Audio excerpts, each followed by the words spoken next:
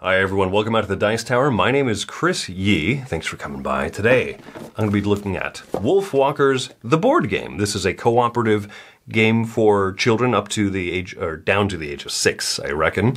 It's cooperative, very simple. You're trying to grab 3 wolf form tiles before the soldiers reach the cave where the people are hiding. It's a very simple premise. It's based on a movie by the animation studio Cartoon Saloon, so it has gorgeous artwork. Let me show you how it plays, and if it plays as well as it looks.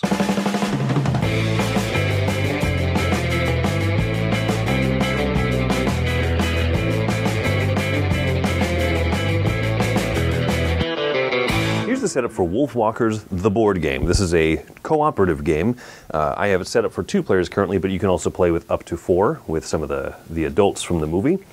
But I've got Meb over here and Robin. On your turn, you will roll the die, and you'll roll a symbol. You're going to move your character up to that symbol that you can see anywhere. So Meb could just move along straight over here to the elk space, or she could try and find a longer path, right? This is direct space.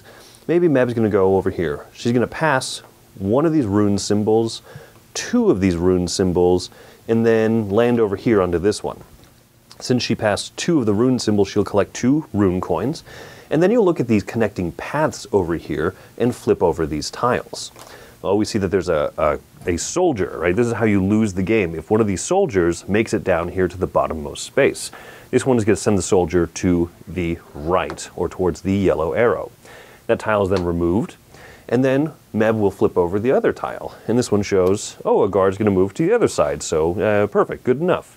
So that's not much of a turn, but she did collect some coins. Robin is going to go now, roll the die, and also move over to a deer space. Now, because this is the same symbol, Robin can jump over the other character. So Robin can go 1, 2, skip this one, 3, and then land on this space over here. You look at the connecting path, and you'll flip over this tile. Oh, this is really good here. So Robin will collect the 3 coins. The point of the game is to try and complete one entire wolf form spirit, whether it be red, yellow, or blue. This happens to be the wild tile. So Robin can spend runes equal to the number shown on the card, or shown on the tile flipped over, and purchase this one. Players are now able to set this one aside and work towards completing a wolf form. So play will pass back over, you'll roll symbols, and you'll move over towards them.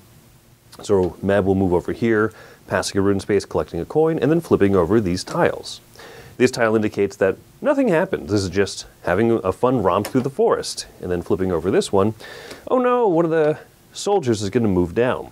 Players will just continue taking turns moving around. The soldiers will move down and then block paths. So Robin on her turn could not, for example, move past that soldier there. As you move onto these spaces, you'll flip over these tiles and be able to purchase them if you want to, say spending 2 coins to take another action, roll the die, move, and say come over here and flip over these tiles. Soldiers are going to move again, soldiers move again. Oh no, things are getting tight, right? But eventually you'll find, here you go, here's a wolf form tile. So this one here happens to be the red wolf form, so you'll set it aside, and as you flip over more of these, maybe you'll find the other ones. Oh, here's the red tail, here's the red body, and then with this one here, you could have the red wolf form spirit head, and that would count as a complete wolf form, so then the players would have won. Now the heads are found over here in the city tiles that are harder to get to, but you'll see those, the blue, there's the red and the yellow, and then these tiles also allow the players to pay 3 coins to move the soldiers any direction that they wish to. So basically, race to complete an entire 1 color of wolf form spirit before the soldiers reach any of these bottom spaces, thereby capturing the people from the movie, and that would be how you lose. This is how you win. Now, I do also want to mention there are a few other modes of play where you add in extra tiles. Based on these symbols here, you'll remove them from the based on the symbol here in the top right, you'll remove them. There's extra difficult guards, there's extra abilities, there's curses that make you lose all of your current runes. There are tiles that let you peek at an entire row, and so you can, and in an advanced version, instead of working on this wolf form together, each player who purchases a wolf form tile will place it in front of themselves, and one player has to complete it and then race back to the cave, the starting area.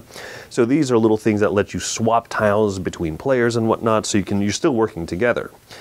There is a competitive mode of the game as well, and there's this permanent tile that sticks out. I've not played the competitive one, but yeah, you can make the cooperative game a little bit more difficult by adding those extra tiles.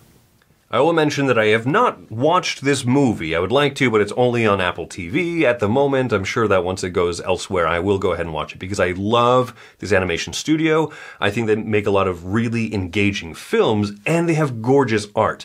That's one of the best things I'm going to mention about this game, is when you look at the board, when you look at the character art and everything, it looks so great. I really like the symbols that they use for the different spaces to denote where you can move. I like this roll and move mechanism. For a children's game, it works really well, but also the fact that you can try and find different paths that work well. When you play this with fewer players, you're not going to, one player rolls a wolf paw, and then the next player, if they roll a wolf paw, they can skip over that one. Well, that's okay, right? That won't happen too much, but it's a good, straightforward game with two. When you play with more players, there's a little bit more opportunity to benefit people so that they can skip over that particular space, keep moving around and grabbing runes. The premise of the game is very simple. You want to collect a lot of runes. You can have up to 7 of them. And then you want to flip over tiles and you want to purchase them. My biggest issue with the game comes to the fact that the act of flipping over tiles is both how you find the wolf forms that you need to buy in order to win the game, but also you're going to flip over all those guard tiles that move primarily down towards the cave where you don't want them to go. A little bit left and right, which kind of feels, okay, that happened, right? So there's not a looming sense of danger, and in fact, in order to progress the game towards winning, you have to flip over tiles, which might increase the danger. But it doesn't feel like the excitement that I feel in other, similar family-friendly, approachable cooperative games. And so, for that reason, I know that they probably did it to make a clean system where you don't have the enemy phase or the encounter deck where you flip over a bad stuff card each round. It makes it easier. It makes it scale totally normal, totally fine from 2 to 4 players. But it's not as satisfying as it could be. But for a game for 6-year-olds, my daughter, with whom we play this, has a ton of fun with it. And by the way, it's 6-year-olds. You could play younger.